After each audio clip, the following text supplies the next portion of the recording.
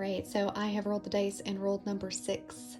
If you were drawn to the number 6, then this message is for you.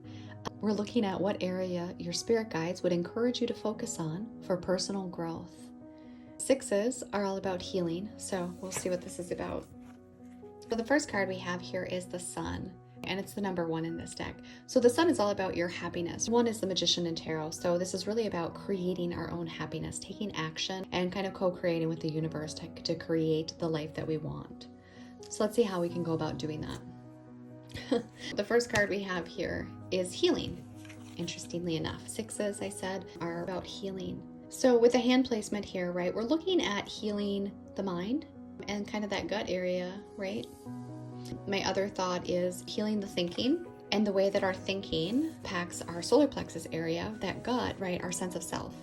So cleaning up the thoughts and cleaning up our self-esteem.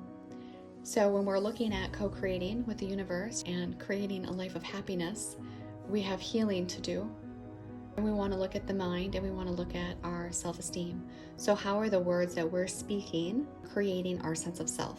Okay, where is that leading us? Is that where you would like to be led or not so much? Then we have consciousness, finding that inner peace. This also represents our thoughts, our mind, even to an extent our connection with spirit, but really finding the inner peace.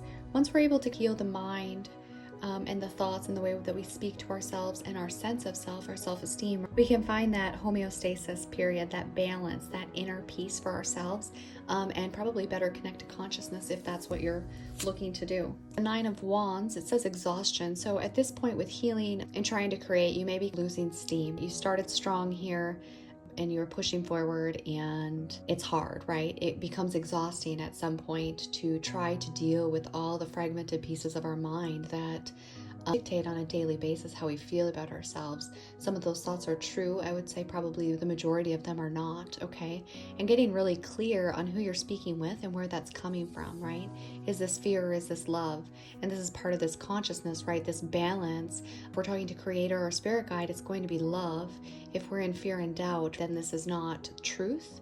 This can be exhausting and overwhelming, but the 9 of Wands encourages us to continue to move through that, okay? Push through, because the close of the cycle is on the horizon here.